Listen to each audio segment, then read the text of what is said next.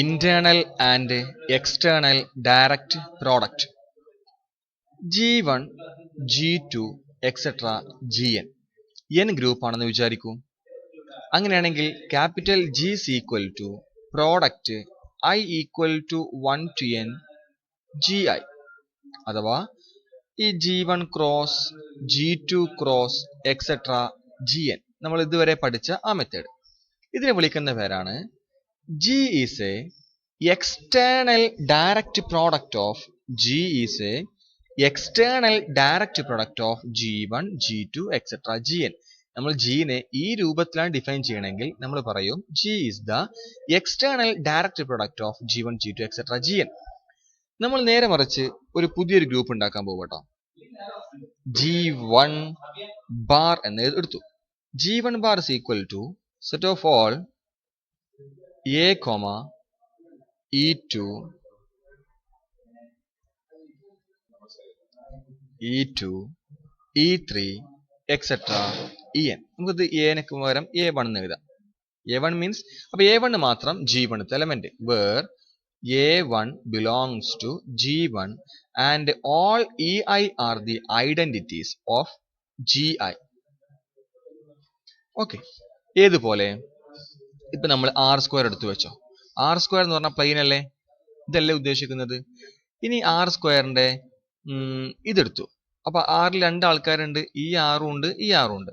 അപ്പൊ ഈ ആറ് നമുക്ക് ഇങ്ങനെ എഴുതിക്കൂടെ, ഈ ആറ് എന്ന് പറഞ്ഞാൽ അഥവാ എക്സ് ആക്സ് എന്ന് പറഞ്ഞാൽ നമുക്ക് ഇങ്ങനെ എഴുതിക്കൂടെ set of all a comma e means 0 such that a belongs to R ഇങ്ങനെ എഴുതിക്കൂടെ. അപ്പോൾ ഇതിൽ ഒരു ഓർഡേഡ് പെയർ ആയിട്ടില്ല ഉണ്ടാവുക, അഥവാ ശരിക്കും ഇത് റിയൽ നമ്പർ തന്നെയാണ്, പക്ഷെ ഈ പ്ലെയിനൊക്കെ വരുമ്പോൾ അത് നമുക്ക് ഓർഡേഡ് പെയർ ആക്കി എഴുതിക്കൂടെ. ഇത് ഈ സെറ്റ് എന്ന് പറഞ്ഞാൽ അഥവാ ഈ ലൈൻ ഐസമോർഫിക് ടു ആർ എന്നല്ലേ, ഇത് റിയൽ നമ്പർ തന്നെയാണല്ലോ. റിയൽ നമ്പറിൽ നമ്മൾ 0 കൂടി ചേർത്ത് പറഞ്ഞത് എക്സ് ആക്സ് എന്ന് കാണിക്കാൻ വേണ്ടിയിട്ട് അങ്ങനെ. അപ്പോൾ G1 bar is equal to A1, E2, etc. En, where A1 belongs to G1 and all EIs are the identities of GI. And നമ്മൾ G2 bar ഡിഫൈൻ ചെയ്യാൻ പോവാണ്. G2 bar is equal to set of all E1, A2, E3, etc. En, where A2 എന്നുള്ള ഈ element G2 element ആണ്. A2 G2 element ആണ് and all other EI are the identities. And അതേപോലെ etc. Gn bar define ചെയ്തു. Gn bar is equal to E1, E2, etc. En minus 1 and An, where An belongs to Gn and all other EIs are the identities. ഞാൻ അങ്ങനെ ഓരോ G1 ബാറും G2 ബാറും etcetera Gn ബാറൊക്കെ define ചെയ്തു. Define ചെയ്തിട്ട് ഇനിയാണ് അപ്പോൾ ഇതൊക്കെ G1 ആരുടെ ഐസമോർഫിക്ക, G1 ബാർ ഐസമോർഫിക് G1 തന്നെയാണ്. G2 bar isomorphic to G2 ആണ്. Gn bar isomorphic to Gn ആണല്ലോ.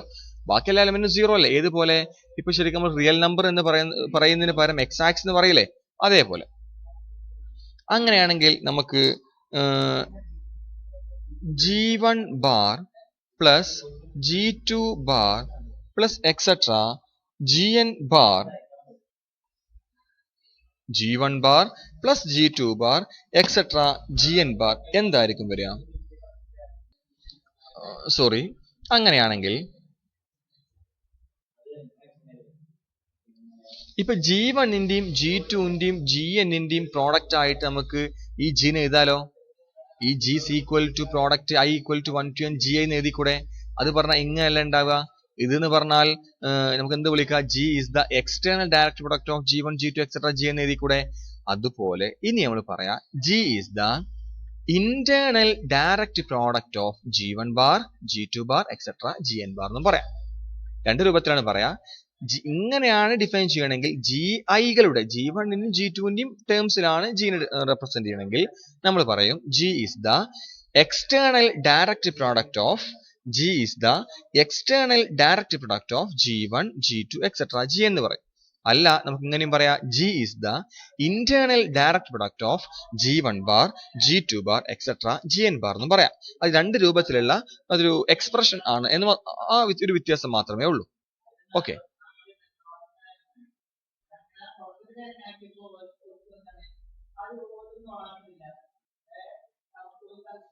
Next one, fundamental theorem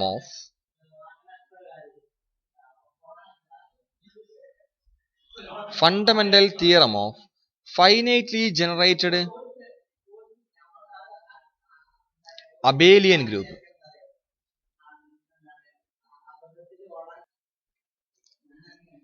ഈ തിയറം പറയണത് every finitely generated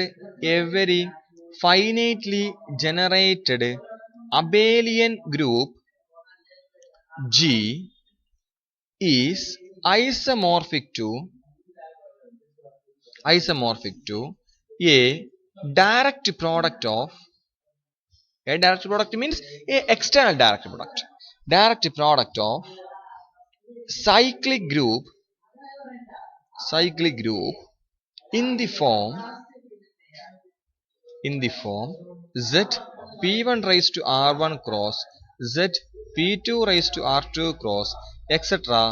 Z pn raised to rn cross Z cross etc. Z. ഈ ഫോർമാറ്റിൽ എഴുതാൻ പറ്റുമെന്നാണ് ഇവർ പറയുന്നത്. where PIR need not be distinct.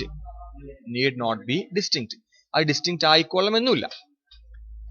ഇതാണ് ഈ തിയറം കൊണ്ട് ഉദ്ദേശിക്കുന്നത്. ഇതിൽ പറയുന്നത് G എന്നുള്ള ഒരു ഗ്രൂപ്പ് അബീലിയൻ ആണെങ്കിൽ G isomorphic to Z p1 raised to r1 Z p2 raised to r2 etc. Z pn raised to rn cross etc. Z. ഇത് എല്ലാ സമയത്തും ഉണ്ടായിക്കൊള്ളണമെന്നില്ല, അല്ലെങ്കിൽ ഇത് എല്ലാ സമയത്തും ഉണ്ടായിക്കൊള്ളണമെന്നില്ല. കാരണം G ഒരു ഫൈനൈറ്റ് ഗ്രൂപ്പ് ആണെന്ന് വിചാരിക്കുക. G ഫൈനൈറ്റ്ലി ജനറേറ്റഡ് മീൻസ് അതിൽ കുറച്ച് ആൾക്കാരെ ജനറേറ്റ് ചെയ്യാൻ പറ്റും. അപ്പൊ ഫൈനൈറ്റും ആവാം ഇൻഫൈനൈറ്റും ആവാം. സപ്പോസ് G ഫൈനൈറ്റ് ആണെന്ന് വിചാരിക്കുക. G ഫൈനൈറ്റ് ആണെങ്കിൽ ഇത് മാത്രമേ ഉണ്ടാവുള്ളൂ. അല്ല G ഇൻഫൈനൈറ്റ് ആണെന്ന് വിചാരിക്കുക. അപ്പൊ അങ്ങനെയാണെങ്കിൽ ഈ ടേംസ് ഒക്കെ ഇയാളൊക്കെ ഉണ്ടാവാൻ ചാൻസ് ഉണ്ട്. G ഫൈനൈറ്റ് ആണെങ്കിൽ, ഫൈനൈറ്റ് ഗ്രൂപ്പ് ആണെങ്കിൽ അതിലാകെ ഈ ഒരു കണ്ടന്റ് മാത്രമേ ഉണ്ടാവുള്ളൂ. കാരണം ഇതും ഫൈനൈറ്റ് ആണ്, ഇതും ഫൈനൈറ്റ് ആണ്, ഇതും ഫൈനൈറ്റ്, ഇതിന്റെ പ്രോഡക്റ്റും ഫൈനൈറ്റ് ആവുമല്ലോ. അപ്പൊ G ഫൈനൈറ്റ് ആണെങ്കിൽ ഇത്രേ ഉണ്ടാവുള്ളൂ. നേരെ മറിച്ച് G ഇൻഫൈനൈറ്റ് ആണെന്ന് വിചാരിക്കുക. ഇൻഫൈനൈറ്റ് ആകുമ്പോൾ ഇതിലുള്ള ഒരാളും കൂടി ഇത് കയറി വരേണ്ടി വരും. ഇതോ ഒന്നോ രണ്ടോ ആൾക്കാർ ഇതിൽ കയറി വരേണ്ടി വരും. എങ്ങനെയാണെങ്കിലും G ഒരു ഫൈനൈറ്റ്ലി ജനറേറ്റഡ് അബേലിയൻ ഗ്രൂപ്പ് ആണെങ്കിൽ Gനെ നമുക്ക് Z p1 raised to r1 Z p2 raised to r2 etc. Z pn raised to rn cross etc. Z എന്ന ഫോർമാറ്റിൽ എഴുതാൻ പറ്റും. അവിടെ പ്രത്യേകം ഒരു കാര്യം ശ്രദ്ധിക്കണം. Here PIR need not be distinct.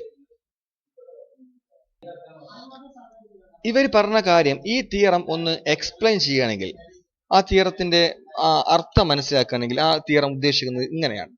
ഇപ്പൊ ഒരു ഗ്രൂപ്പ് അത് അബേലിയൻ ആണ്. ആ ഗ്രൂപ്പിൽ 360 എലമെന്റ്സ് ഉണ്ട്. ആ ഗ്രൂപ്പ് അബേലിയൻ ആണ്. അത് ഫൈനൈറ്റും ആണെങ്കിൽ 360 എലമെന്റ്സ് അല്ലേ ഉള്ളൂ. അങ്ങനെയാണെങ്കിൽ ഓട്ടോമാറ്റിക്കലി അത് ഫൈനൈറ്റ്ലി ജനറേറ്റഡ് അബേലിയൻ ഗ്രൂപ്പ് ആകുമല്ലോ. നോക്കൂ, G ഒരു ഗ്രൂപ്പ്, G അബേലിയൻ ആണ്. അബേലിയൻ മാത്രമല്ല, അതിൽ 360 എലമെന്റ്സ് ഉണ്ട്. അങ്ങനെയാണെങ്കിൽ 360 എലമെന്റ്സ് അല്ലേ ഉള്ളൂ. ആ ഗ്രൂപ്പ് ഓട്ടോമാറ്റിക്കലി ഫൈനൈറ്റ് ആവും. ഫൈനൈറ്റ് ആണെങ്കിൽ അത് ഫൈനൈറ്റ്ലി ജനറേറ്റഡ് അബേലിയൻ ഗ്രൂപ്പ് ആണത്. അങ്ങനെയാണെങ്കിൽ ഈ തിയറം പറയുന്നത് ഈ ഗ്രൂപ്പ് 360 എലമെന്റ്സ് ഉള്ള ഗ്രൂപ്പ്, 360 ഒന്ന് ഫാക്ടറൈസ് ചെയ്യാട്ടോ. 360 എന്ന് പറയുമ്പോൾ by 2 180, by 2 90, by 2 45, by 3 15, by 3 5. therefore 2 cube into 3 square into 5 raised to 1. Okay, അങ്ങനെയാണെങ്കിൽ 360 എലമെന്റ്സ് ഉള്ള ഈ ഒരു ഗ്രൂപ്പ് ഈ താഴെ പറയുന്നതിൽ ഏതെങ്കിലും ഒരു ഗ്രൂപ്പ് ആവലെ നിർവാഹമുള്ളൂ. ഒന്നില്ലെങ്കിൽ ആ ഗ്രൂപ്പ് 360 എലമെന്റ് ഉള്ള ഗ്രൂപ്പ് ഐസമോർഫിക് ടു Z 360 ആവാം. 360 എലമെന്റ് ഉള്ള ഗ്രൂപ്പ് പറഞ്ഞാൽ അത് ആരാവാ? Z 360 ആവാം. അല്ലെങ്കിൽ ആ ഗ്രൂപ്പ് Z 360 എന്ന് പറയണ്ട, നമുക്ക് വേറെ രൂപത്തിൽ പറയട്ടെ അതിനെ. ആ എലിമെന്റ് ഉള്ള ഗ്രൂപ്പ് അത് ഇങ്ങനെ ആവാം. Z8 cross Z9 cross Z5 ആവാം. ശരിയല്ലേ? Z8 cross Z9 cross Z5. ഈ ഗ്രൂപ്പിൽ എത്ര എലിമെന്റ്സ് ഉണ്ടാവും? ഈ ഗ്രൂപ്പിൽ 8 × 9 72 × 5 360 എലമെന്റ്സ് ഉണ്ടാവും. 360 എലമെന്റ്സ് ഉള്ള ഗ്രൂപ്പ് ഒന്നില്ലെങ്കിൽ ഇങ്ങനെ ആവാം. അല്ലെങ്കിൽ ആ group Z2 cross Z4 cross Z9 cross Z5 ആവാം. ഈ ഗ്രൂപ്പിൽ എത്ര എലമെന്റ്സ് ഉണ്ട്? 360 എലമെന്റ്സ് ആണ്. അബിലീനും ആണ്. 360 എലമെന്റ്സ് ഉണ്ട്, അതേപോലെ അബിലീനും ആണ്. അങ്ങനെയാണെങ്കിൽ ആ ഗ്രൂപ്പ് ഇങ്ങനെ ആവാം. അതല്ലെങ്കിൽ ആ group Z2 cross Z2 cross Z2 cross Z9 cross Z5 ആവാം. ഇത് എത്ര എലമെന്റ്സ് ഉണ്ട്? 2 × 2 4 2 8 8 9 72 × 5 360 എലമെന്റ്സ് ഉണ്ട്. അല്ലെങ്കിൽ ആ ഗ്രൂപ്പ് ഇങ്ങനെ ആവാം. Z2 cross Z4 cross Z3 cross Z3 cross Z5 ആവാം. അല്ലെങ്കിൽ ആ group Z2 cross Z2 cross Z2 cross Z3 cross Z3 cross Z5 ആവാം. ആണല്ലോ. അതുമല്ലെങ്കിൽ ആറാമത്തെ Z8 cross Z3 cross Z3 cross Z5 ആവാം. ഇങ്ങനെ 6 രൂപത്തിലാണ് 360 എലമെന്റ്സ് ഉള്ള ഗ്രൂപ്പിന് വരാൻ നിർവാഹമുള്ളൂ. ഒന്നില്ലെങ്കിൽ 360 എലമെന്റുള്ള ഗ്രൂപ്പ് ഇതായിട്ട് ഐസമോർഫിക് ആവും, അല്ലെങ്കിൽ ആ ഗ്രൂപ്പ് ഇതായിട്ട് ഐസമോർഫിക് ആവും, അല്ലെങ്കിൽ ഈ ഗ്രൂപ്പ് ഇതായിട്ട് ഐസമോർഫിക് ആവും, അല്ലെങ്കിൽ ഈ ഗ്രൂപ്പ് ഇതായിട്ട് ഐസമോർഫിക് ആവും, അല്ലെങ്കിൽ ഈ ഗ്രൂപ്പ് ഇതായിട്ട് ഐസമോർഫിക് ആവും, അല്ലെങ്കിൽ 360 എലമെന്റ്സ് ഉള്ള ഗ്രൂപ്പ് ഇതായിട്ട് ഐസമോർഫിക് ആവും. അങ്ങനെയാണെങ്കിൽ 360 എലമെന്റ്സ് ഉള്ള ആ ഗ്രൂപ്പ് ഐസമോർഫിക് ആവാൻ ചാൻസ് ഉള്ള ഗ്രൂപ്പുകൾ ഈ 6 എണ്ണല്ലേ? ഈ 6 എണ്ണത്തിനെ വിളിക്കുന്ന പേരാണ് അപ് ടു ഐസമോർഫിസം. ഈ 360 എലമെന്റ്സ് ഉള്ള ഗ്രൂപ്പായിട്ട് അപ് ടു ഐസമോർഫിസം ആയിട്ടുള്ള ഗ്രൂപ്പുകൾ. അങ്ങനെയാണെങ്കിൽ 1089 എലമെന്റ്സ് ഉള്ള ഈ ഗ്രൂപ്പ് എത്ര അപ് ടു ഐസമോർഫിസം ഗ്രൂപ്പ്സ് ഉണ്ടാവുക? ഒന്ന് ചെക്ക് ചെയ്ത് നോക്കൂ. ഓക്കെ,